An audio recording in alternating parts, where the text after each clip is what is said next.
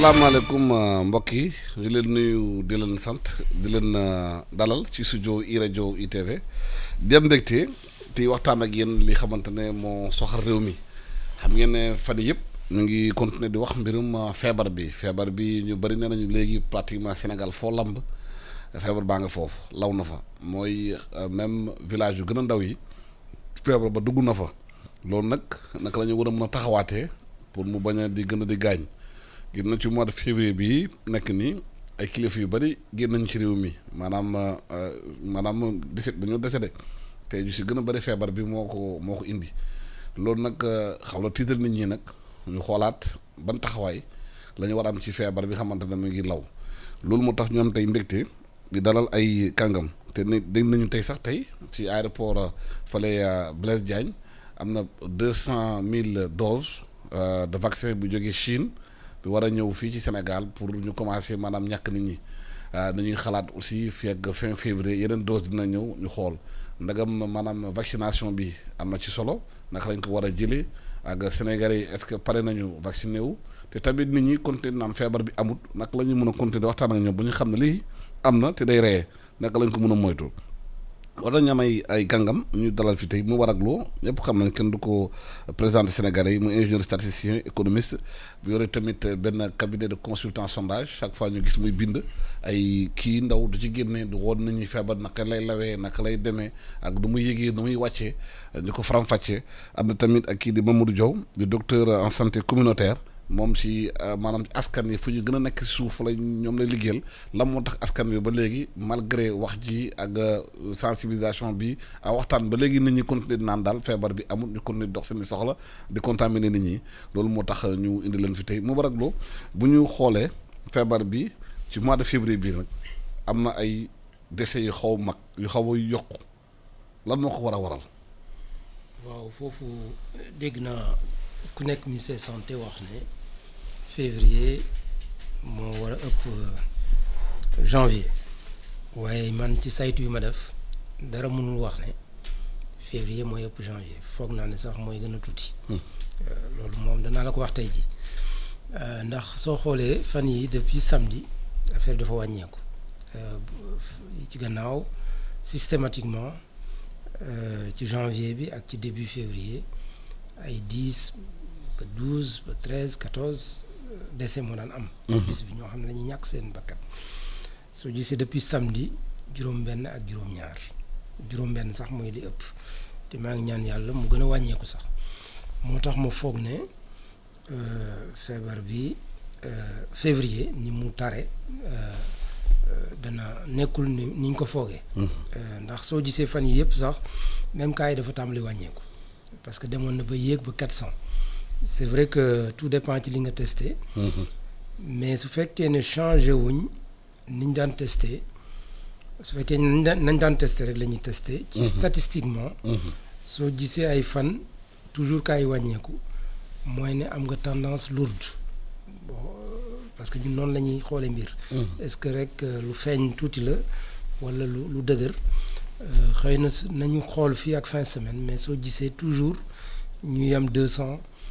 wàcc sax soo moytuwul fan yi ñëw sax mën nañoo wàcc 200 ba pare ñi ci ñàkk seen bakkan wàññeeku da nga gis ne feebar mi ngi wàññeeku loolu nag nouvelle bu baax la parce que lu la wax ne lu tax loolu war a mën a am soo xoolee daaw feebar bi dafa tàmbali woon ak un cas.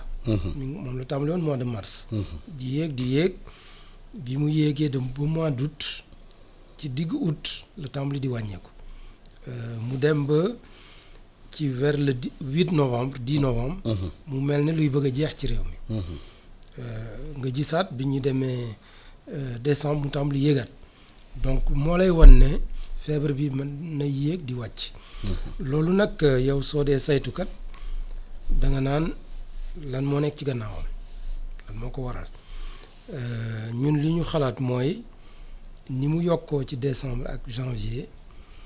sedd bi am na ci wàll mais aussi ni ñu ubbee frontières yi parce que xam nga période boobu ñu bari dañuy ñëw vacances te xëy na Europe la ñuy jógee mën nga jógee nga def test peut-être 2 jours avant wala benn fan feebar bi feeñul sa yaram mais nga ñëw ba fii mu feeñ sa yaram yow xamuloo ko walla ko keneen et cetera donc yooyu yëpp ñun bi ñu defee suñuy saytu suñu modèle bi dafa génne ne région bu la ëpp ñu mën a jóge bitim réew xam nga touriste daanaka ñëwatul.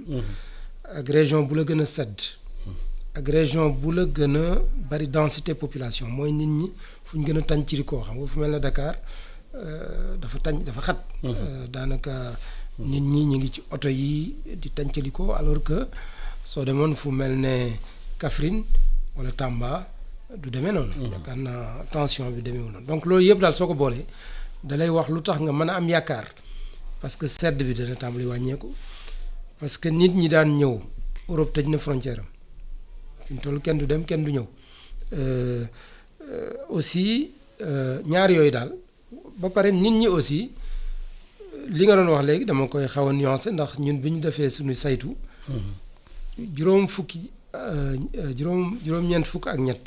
ci téeméer boo jël nee nañ feebar bi dafa garaaw kon ñooñu. est-ce que moytu nañ ko. waaw moytu bi nag moo des. xam parce que soo leen laajee tamit sax nañ waa am nañ masque. mais est-ce que ñu ngi koy takk. est-ce que ñu ngi koy takk ni ñu ko war a takkee xëy na ak sama naataangool bi comme moom ci travail communautaire lay def. nan lañ mën a fexe ba takkaat nit ñi ba dëgëral leen ba nga xam ne danañ sol masque ba pare di dandante. soo ko defee Mamadou Diaw la moo tax geste barrière yi ñu commencé ko avant di ko def di ko topp léegi ñu constaté pratiquement nañ dañ ko négligé te mel ni geste barrière yi nit ñi te moom la ñu amagum pour aar dañu ci feebar bi. waaw jërëjëf Alassane xam nga ci wàllu feebar lépp mi ngi aaju naka la askan wi gisee feebar bi. ñuy wax rapport ak la maladie. ndaxte ñun tant que feebaroo ba tëdd da nga naan feebaruma. moo tax ñu bari dañuy jàpp ne que nekkul feebar bu grave. ñaareel bi. bi ñu dalee yëngatu ci wàllu xeex bi ba léegi autorités yi daanaka ñooy imposer xeex bi mais communauté yi gàdduwuñu xeex bi ñuy wax s'approprier la lutte. dañoo leen def leen ñu def bàyyi leen ñu bàyyi donc tant que demuñu ba ñoom seen bopp ñu gàddu xeex bi di ko doxal seen bopp day am relâchement bi nga xam ne moom la ñu seetlu. mën nañ jël benn exemple boo xam ne mën na nekk cadre d'école. mooy ci màggal gi. foofu lañu am exemple engagement communautaire dëgg ci lutte contre Covid bi communauté mouride bi nga xam ne xalif moo ko jiitee taxawee ne dinañ def màggal wante dinañ jëfandikoo ak gestes barrières yi teg ay mesures ay nit yu koy saytu def nañ ko ba ni mu waree parce que ñoom ñoo gàddu xeex bi ñoo ko defal seen bopp. mais tant que xeex bi autorités yi ñoo koy diriger day am relâchement. mais lan la ñu war a def justement pour que population bi gàddul xeex bi seen bopp. voilà loolu dafa poser li ñuy wax le problème de l'appropriation communautaire des interventions ci tubaab mooy naka la ñuy def ba askan wi. di gàddu xeex bi. loolu daf ñuy dugal ci li ñuy wax léegi engagement communautaire mu nekk baat boo xam ne xëy na peut-être man jàpp naa ne du baat bi gën parce que ba léegi borom xam-xam yi nga xam ne ci li ñuy liggéey bokkuñ ci gis-gis mun nga jël ay universitaires yu bokkul ba leen laajee luy engagement communautaire ku ci nekk ak. am na ko gisee ak ni mu ko gisee. moo tax pour ñu opérationnaliser ko au Sénégal dafa jafe. bon man nag comme nitu terrain la damay xool lu pratique naka lañ ko mën a définir de manière pratique mooy dañuy xool Sénégal la yan objectif la tëral pour xeex ak mbas mi bokk na ci prévention prise en charge bu ci nekk ñu xool yan objectif la ñuy tëral mooy dañuy xeex ak ñi nga xam ne dañuy weddi feebar bi dañuy fexe ba nit ñi observer les gestes barrières dañuy fexe ba nit ñi vacciné wu mu ngi dépendre objectif yi nga xam ne moom la ñuy tëral maintenant bu ñu tëralee objectif ba pare ñu xool lan la autorités yi soxla ci askan wi pour que objectif yooyu mën a am. bu loolu weesoo ñu xool naka lañuy def pour que ñi nga xam ne dañu war a bokk ci xeex bi muy agent communautaire yi mën a participer parce que ñoom bu ñu jëlee service santé yi rek ñoom seen bopp kese amuñu nit yi amuñu kattan pour mën a doxal mbir mi ñoom kese. il faut am ñu leen jàppale. ñu leen jàppale nag mooy agent communautaire yi ñi nga xam ne ñu ngi ci dëkk yi mais ñooñu pour ñu participer dafa am lu ñu war a saytu mooy li ñuy wax pouvoir participer savoir participer vouloir participer devoir participer loolu buñ ko gérer dinañ am ay nit ñoo xam ne dinañ mën a pare bokk ci combat bi. bu loolu weesoo ñu xool nan la ñuy def pour askan wi mën a gàddu xeex bi mooy l'appropriation communautaire. et pour loolu dañuy xool ci ban communauté parce que communauté dafa bari dafa nekk concept boo xam ne dafay xaw a réeralaate parce que fii boo nee communauté dañuy yaakaar ni village wala quartier or communauté dafay évoluer avec le postmodernisme dafa am lu ñuy wax la fragmentation des communautés ñun ku ci nekk yaa ngi bokk ci communauté yu bari mais am na communauté boo xam ne moom moo lay yëngal bu ñu nee waaw nga def bu ñu nee déet nga bàyyi. donc il faut ñu xool ban ancrage communautaire la ñu war a utiliser pour mën a repérer leader yi nga xam ne ñu ngi ci communauté boobu pour que ñoom ñu jàppale sensibilisation bi nga xam ne mooy tax nit ñi mën a gàddu xeex bi. donc loolu mooy stratégie bi nga xam ne pour man dafa xaw manqué. waaw mu war ak loolu nee nañu Covid bi dafa encercler Sénégal Madina Yoro Fula Jànkee Maxa Goudomp ñoom ñu enregistré seen premier cas démb te ñoom am na 4850 malades sous traitement total de décès 760 décès. loolu jarul tiit. tiit daal amu fi. ayca tiit amu fi xam nga man dama ko yàgg wax c'est-à-dire dëkk bu mel ni dëkk tubaab yi fu mel ni Amérique ñooñu ci tiitaange lañ nekk moo tax pikiir bi dañu siiw mu gaaw ñëw te gis nga dëkk bu mel ni Tugal dëkk bu mel ni Espagne Italie Belgique Allemagne ñooñu ñoo jara tiit ñun soo xoolee feebar bi dugg na fi wër na Sénégal parce que même ñooñu nga ne ma fan yi lañ ko jot. xëy na soo testé woon ci gannaaw parce que am nañ ko bu yàgg xëy na amoon nañ ko. parce que même je veux dire Covid dafa nekk loo xam ne li gën a bari ci nit ñi su nekkee seen yaram duñ ko xam loolu bi mbas mi doog a tàmbali chinois yi nga xam ne fa la njëkk a dugg ñoom defar nañ benn enquête bañ koy def yaakaar naa kenn amagul mbas ci dëkk yu bari ñu interroger lu mat 36 000 personnes biñ ko enquêté ñoom ñoo xam ne am nañ mbas mi. biñ ko xoolee ñu gis ne 81% ci ñoom mooy téeméer boo jël juróom-ñett fukki ak benn mbas mi ñëw na seen yaram mais yëguñu ko. daanaka am yëguñu ko daanaka am te loolu soo xoolee ñi ñuy wax asymptomatique. noonu la bare ci Sénégal. parce que asymptomatique ci chiffre officiel yi xëy na ay 60% xëy na lay génn waaye soo ci boole woon ñi nga xam ne testé wuñ leen te ñoom ñu asymptomatique sûr la. ba génn ci.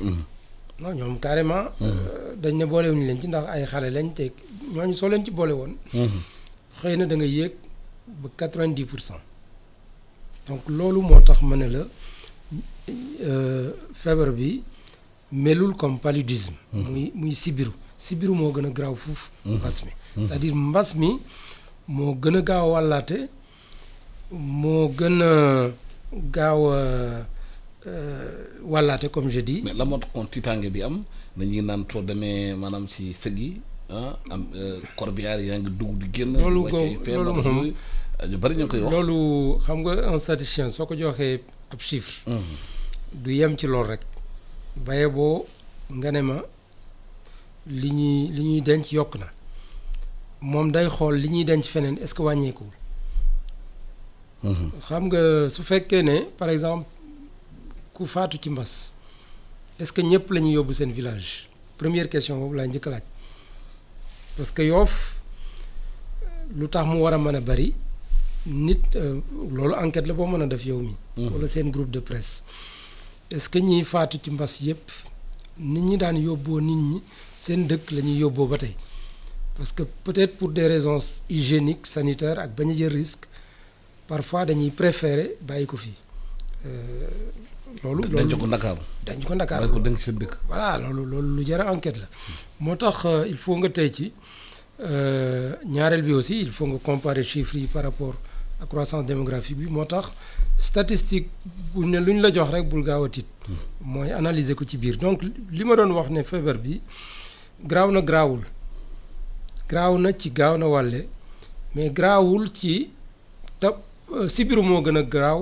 Covid sibiru soo ko fajul lim mën a faat Covid mënu ko faat parce que Covid nee naa la téeméeri nit yoo jël juróom-ñeent fukki yi mën nañoo bañ a def dara te du leen yàqal dara dañ ciy wér toog ay fan am yu ñëg seen yaram après dem donc fukki yi ñoom ñooy am ay cas sérieux ba ñenn ñi dem réanimation ñenn ñi ñàkk seen bakkan donc soo doon xool sunu dëkk loolu moo fi xew lu ñu may loolu mooy sunuy xale ñun sunu dëkk ñoo gën a xale tubaab yi te loo gën a nekk xale yaa gën a mën a résister Covid c'est-à-dire Covid ñemewul xale mag la gën a yeb. waaye xale day contaminé Covid. maanaam day Covid moom bébé sax da koy am. waaw waaye xale bi dafay mën a contaminé. nee naa la même lii ngay laal nii day am Covid. Covid moom du dara mooy loo xam ne da nga koy laal mu laal keneen dugg ci moom. donc bébé dana ko am xale dana ko am donc contamination du problème bi mooy ki muy sonal donc xale moom mën na résister Covid. am na xale yoo xam ne nag dañoo am li ñuy wax ay comorbidité am nañ ay feebar parce que xale day am feebar mën na am ku gis 18 ans sax mu am cardiaque wala mu am leneen kooku Covid mën na ñëw faat ko wala mu indil ko problème donc ñun nag donc cité naa le fait que ay xale la ñu yor ñun ñoo gën a xale tubaab yi ñaareel bi aussi ñun dañu yàgg naan niwaakinin te am na yeneen feebar aussi yu fi daan am loolu yëpp dafa dugal suñu yaram ay résistance yoo xam ne mën nañoo xeex ak Covid su Covid ñëwee da leen fay fekk jàmmarloo moom parce que vaccin bi nga bëgg a jël yow mii xëy na yow ci ñi njëkk a vacciné nga bokk ndax maa ngi la gis ngay ree. man kay vacciné kay mu gën a gaaw. njëkk ko wala mu gaaw. mu gaaw waaw mu gaaw donc ñi su ñuy vacciné wu li ñuy dugal sa yaram mooy yoo xam ne danañ mën a jaamarloo Covid bi. mais am na ñoo xam ne yàlla def na ko seen yaram ba pare même soo leen vacciné wul du leen sonal donc nañ ciy teey ci tànge bu mu fi am mais li sëñ bi doon wax léegi moom laa bëgg a dëggal c'est-à-dire sooy def combat da nga war a xam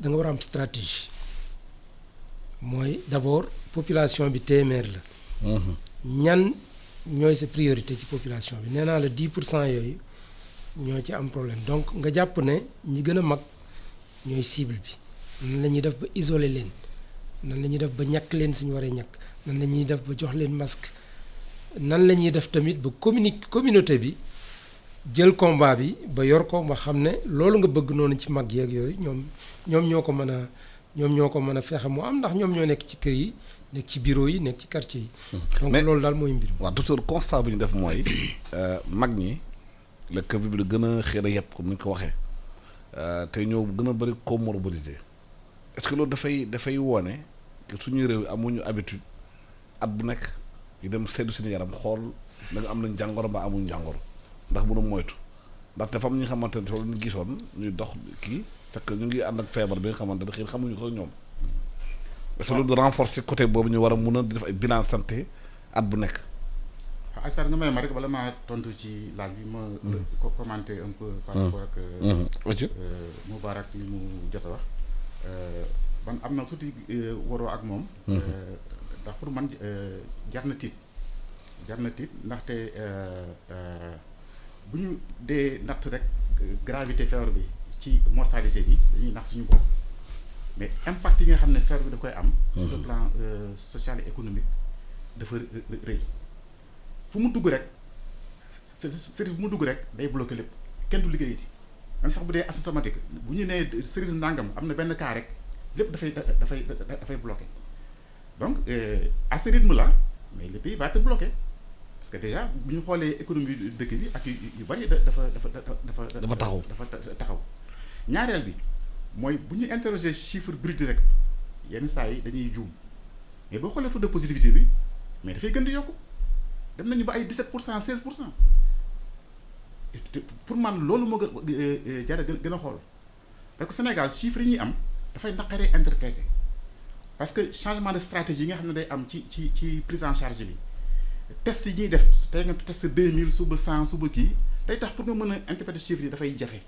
mën a ñàkk constance test yi. voilà day fausser chiffres yi. tant que amuñu benn stratégie boo xam ne dañ koy dérouler pendant un certain temps nekkat dañuy tester nangam pendant tant de kii pour comparer chiffres yi analyser dafay jafe mais bu ñu ci génnee taux de positivité bi jar na tiit parce que bu ñu demee ba 16% 17% kooku quand même jar na tiit maintenant pour ñëw ci sa question bi li nga wax moom dëgg la même sans Covid comme ni ma ko waxee rek rapport entre les populations ak la maladie dafa nekk loo xam ne dafa xaw a complexe ci suñu réew yi parce que ñun tant que demoo ba feebar rek doo faju ji te boo demee ba feebar aussi dafa am fooy jaar benn itinéraire thérapeutique boo xam ne bala ngaa egg ci kër docteur day yàgg ce qui fait que yow booy dem ci déjà ci médecin bi fekk déjà feebar bi gàññ na la ba dumbine la donc ñaareel bi mooy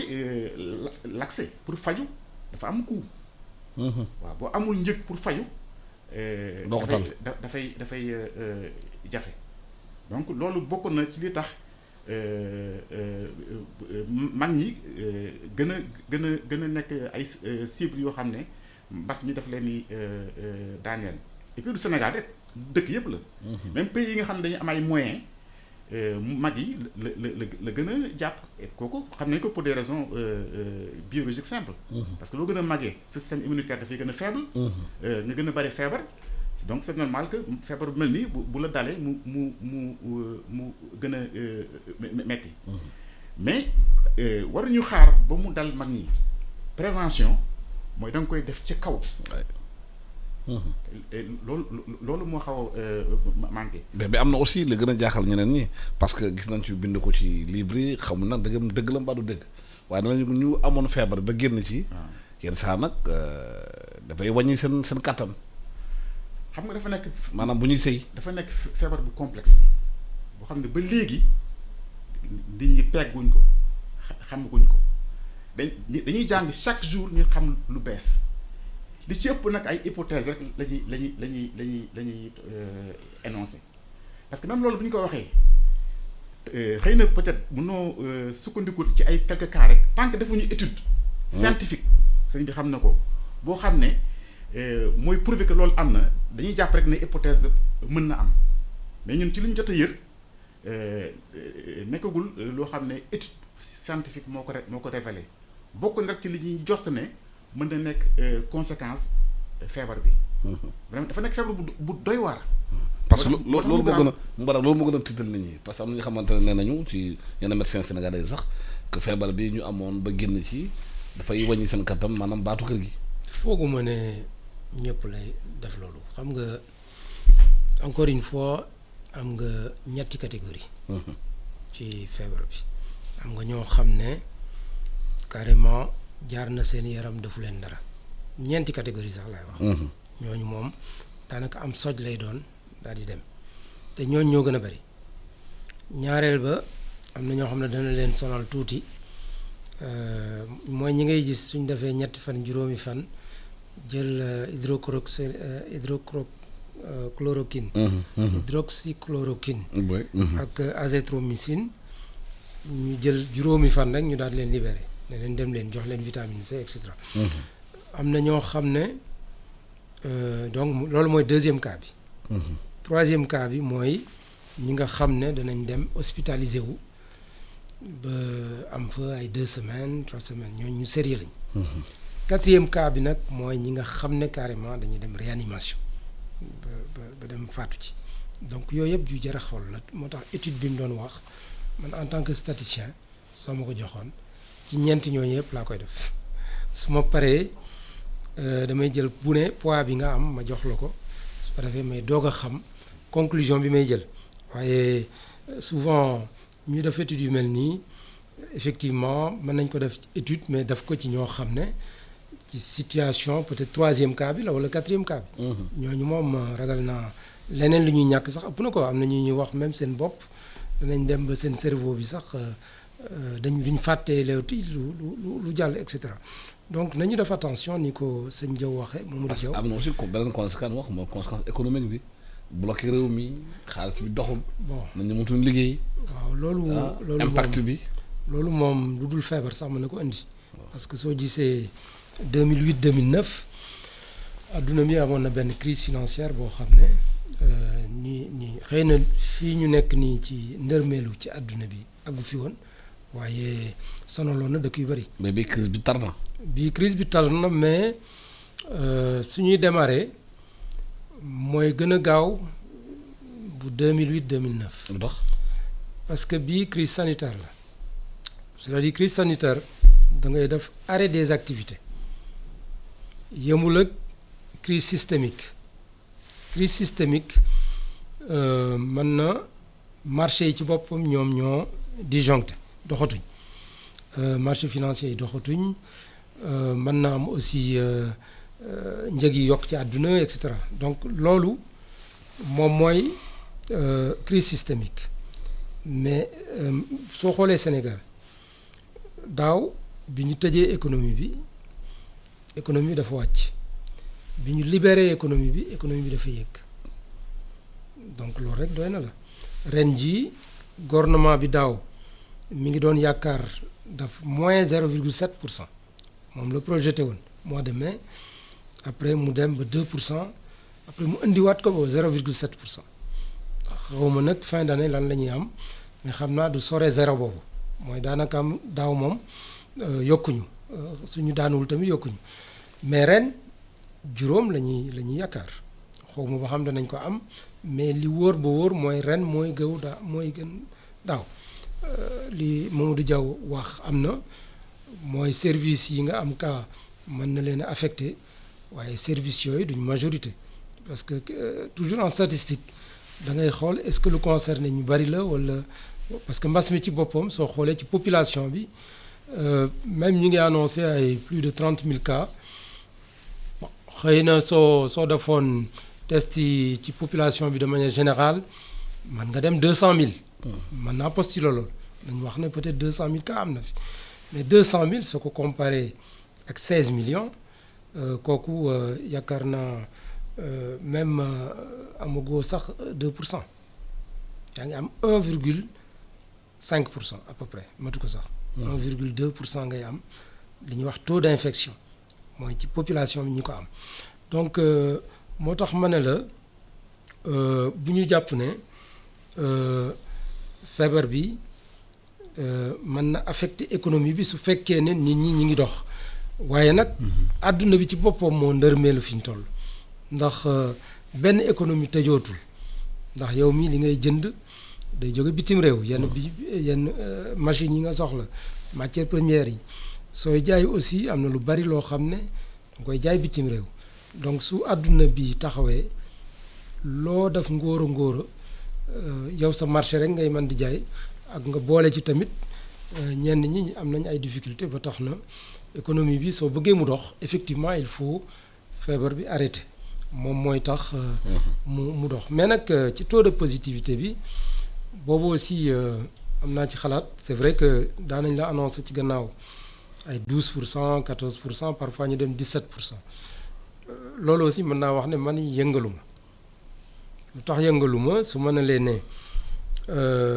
parce que li am solo toujours taux positivité mooy da nga jël ñi nga xam ne ñoo positif ci suuf nga def ci ñi nga testé du dëgg mais soo yokkoon ñi nga testé day wàcc te man dama yàgg a wax depuis mois de mars nañu yokk test yi maa ko njëkk wax ci Sénégal le 29 mars bind naa article bu ma tuddee relever le défi de la transmission communautaire maa ngi ko bindoon ci journaux yi ma ne nañu yokk test yi même demoon naa ba ne nañ def des tests aléatoires parce que soo xeex ak mbir wuroo toog rek ku ñëw présenté wu rek nga testé ko même yaa ngi may wax léegi Goudomp mais demal testé Goudomp bul xaar Goudomp ne damaa feebar soo demoon testé Goudomp da nga gis mu jox la xëy na loo xamul woon donc te loolu moo lay may nga def riposte bi nga bëgg a def nga mën a mobiliser nit ñi foo gis ne amagul nga gaaw préparer nit ñi donc ci dëgg-dëgg maa ngi ñaan yàlla feebar bi gaaw a jeex waaye ci stratégie war nañ mën a gën a defaraat mbir yi ba gën a maîtriser mbir yi parce que yaakaar naa ñun yàlla may na ñu xarañ yi ñoom Mamadou mi ngi fi ñeneen a ngi fi nañ leen mobiliser ñoom ñëpp ku ne indi sa xalaat ñu xool nan la ñuy yore mbir mi ba mu baax. justement pour xeex mbas mi vaccin bi bokk na ci. nee nañu tey sax Sénégal dina recevoir 200 000 doses fii Dakar te président dina ko dem jëli fële ci aéroport tey te nee nañu loolu mu ngi coûter 2,2 milliards de francs CFA mooy premier lot candidat chinois bi te loolu yow da nga bind benn téere ci loolu. benn kayit article ci xamante ne mooy naka la ñu mën a convaincre population bi ba ñu nangu vaccin bi boobu lan la. waaw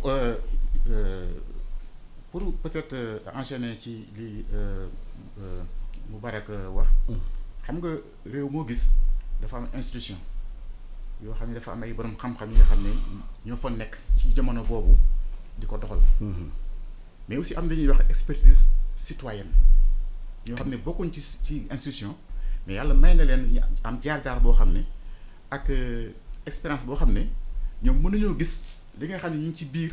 du ñu gis lu leer. donc te bu ñu bëggee yamalee xam-xam bi ci ñooñu rek dañuy juum.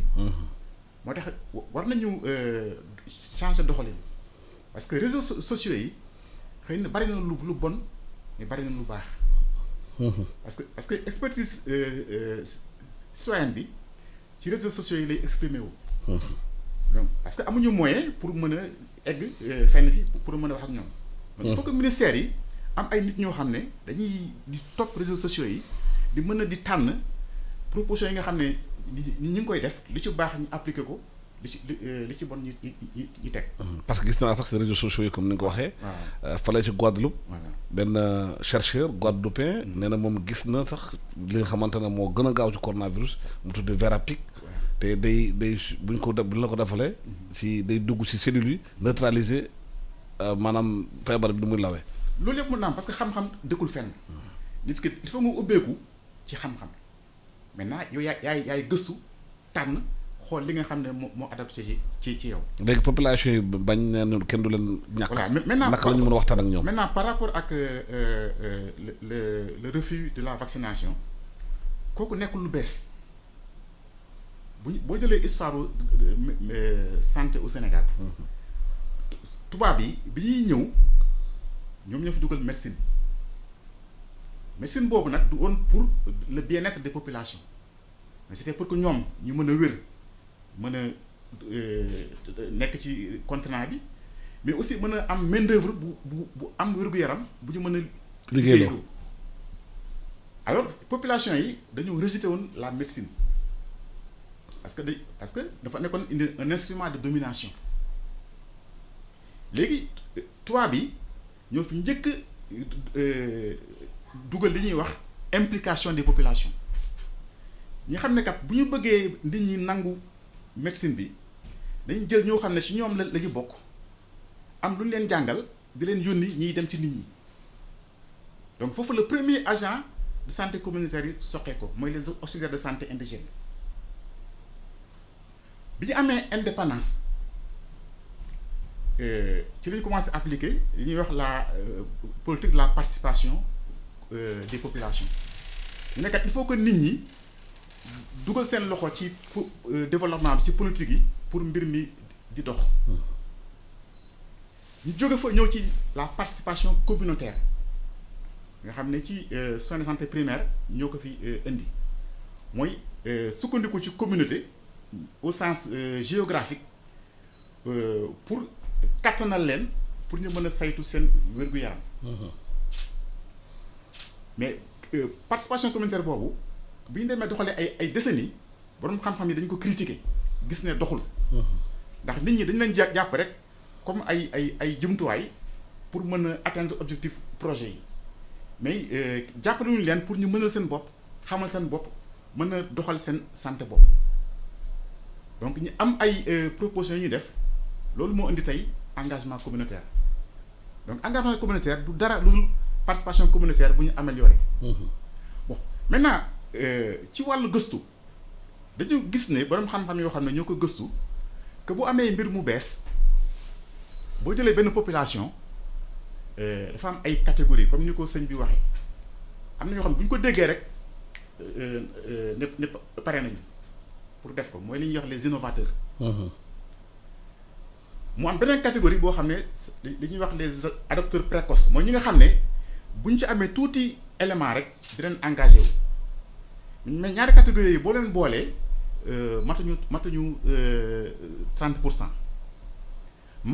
Majorité population bi lu tolloog 65% ba 68 mën nga leen diviser en deux parties mooy ce qu'on appelle la majorité précoce ñoo xam ne xëy na peut-être bu ñu yónnee sëñ bi mu wax ak ñoom dinañ nangu ak la majorité tardive ñoo xam ne il faut ñu toog gis ne kat sama dëkkandoo bii kat def na ko baax na mu soog a def.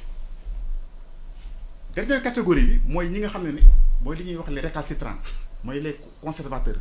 ñooñu loo doon def loo mënti def du ñu nangu donc noonu la phénomène innovation yi wala changement de comportement di doxee mais la particularité ci feebar bi mooy que ci catégorie boobu nga xam ne dañuy bañ dafa bari ay borom xam-xam parce que souvent ci yeneen phénomènes yi. bokkul ñi nga xam ne jànguñu wala amuñu benn ouverture d'esprit bi. waaw mais feebar bi borom xam-xam yi. waaw. bokk nañu xam ne ñoom dañuy nangu vacciné wu. waaw ndax lan ñi nga xam ne dañoo bañ. ñooñu lañu war a convaincre. te ñooy am nañu xam-xam. am nañu xam-xam ay docteurs lañu sax chaque jour ñu invité leen ñu ne vaccin yu baaxul nangam ak nangam nit ñi di ko dégg day tax majorité. basculé tardive bi. gën a bari gën a bari donc moo tax man il faut que mu am débat boo xam ne dañuy woo borom xam-xam yi nga xam ne ñoo nekk ministère de la santé ñooñu toog ñu wax. mais bu dee kii di wax fi kii di wax fi. nit ñi du ñu xam fan la dëgg bi nekk.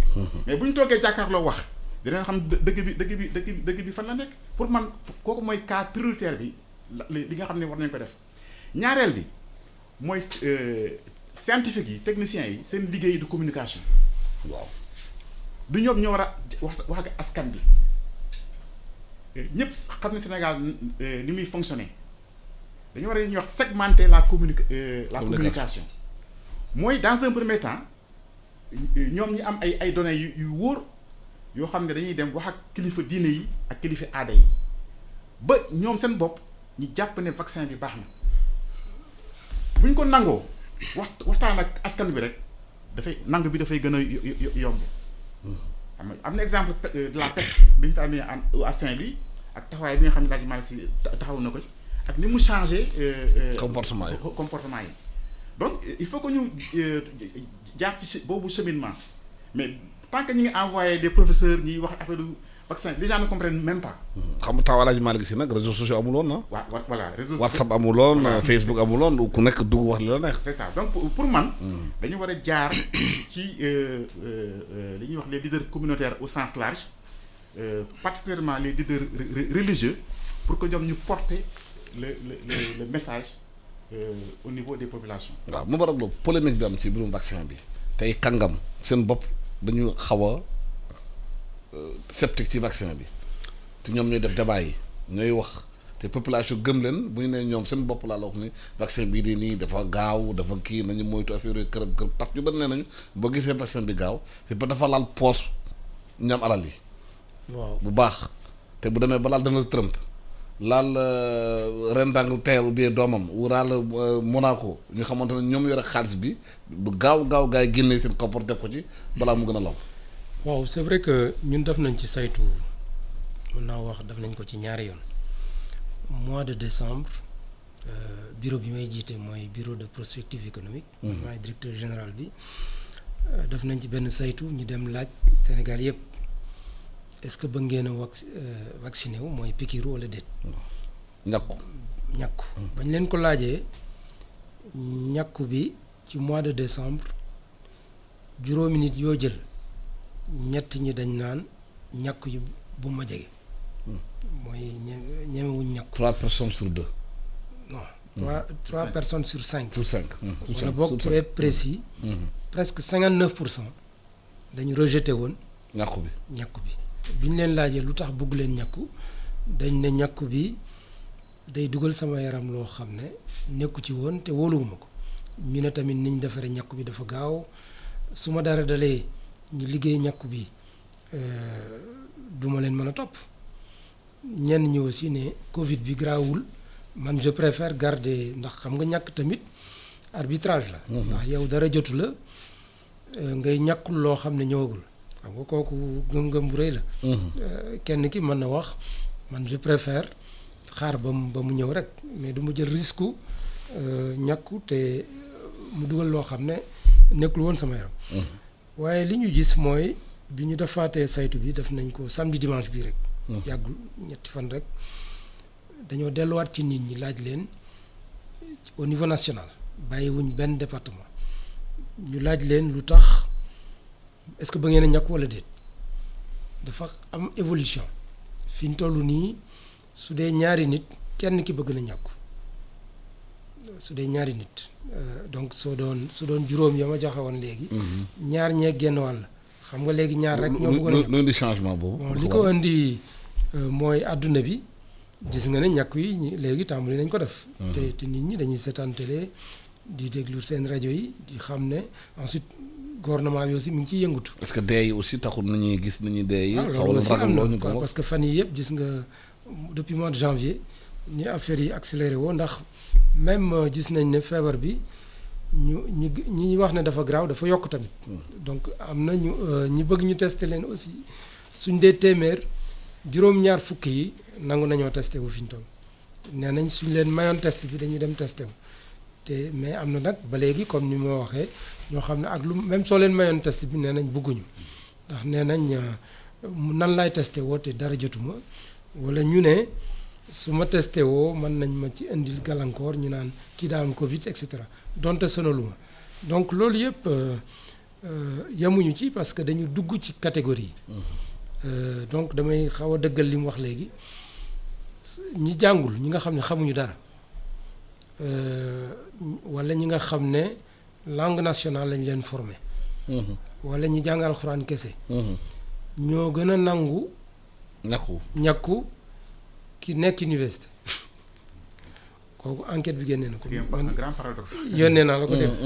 soo dinaa la ko yónnee moom. ensuite. ku la gën a mag ñi nekk université ñoo gën a mun a bañ a nangu ñàkku. waaw ñu jàngul est-ce que le fait ñoom ñu jàng ba mun a saytu affaire yi xool données yi. moo taxut ñoom xamu amortissance. bon ñooñu nag ci enquête bi ñoom ñoo tane ñi nga xam ne niveau enseignement secondaire la ñu am wala primaire mais ñi def supérieur wala ñu jàng formation technique ñooñu ñoo xaw a tane donc dafa xaw a paradoxal. c'est-à-dire soo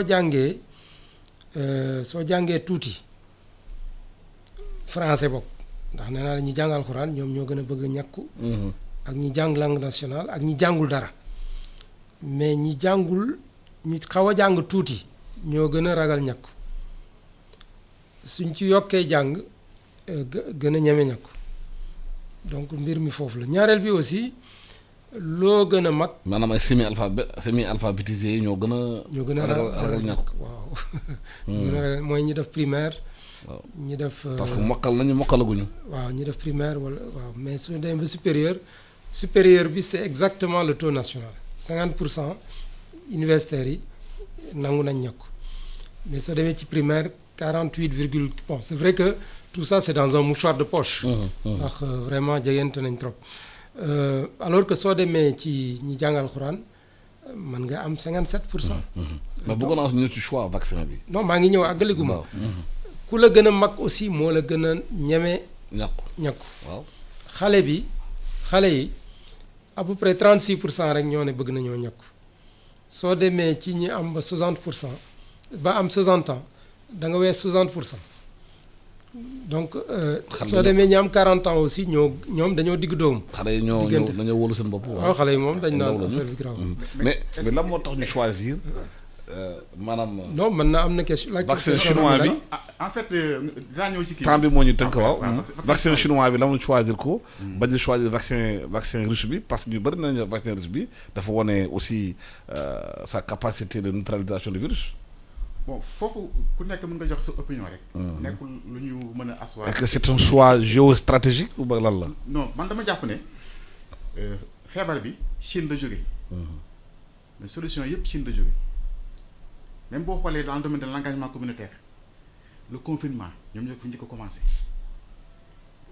am na ay documentaires yu ñuy génne mais dañuy gis askan wi ni ñuy taxawee di saytu wàllu mbas mi. ñooy def ay patrouille ay brigades ñooy dem ci kër yi di xool malade di leen accompagner non vraiment c'est ñoom ni ñu engagé wu dafa nekk loo xam ne war na mën a nekk leçon. pour dëkk yu bari.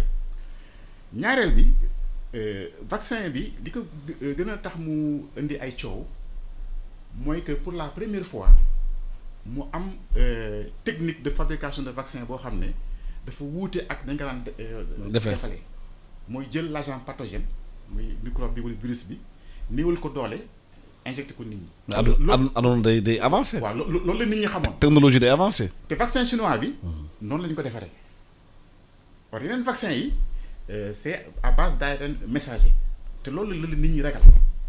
borom xam-xam da ngay gis. mooy Pfizer ak Moderna. voilà ay professeur biochimie ay kii université naan loolu baaxul.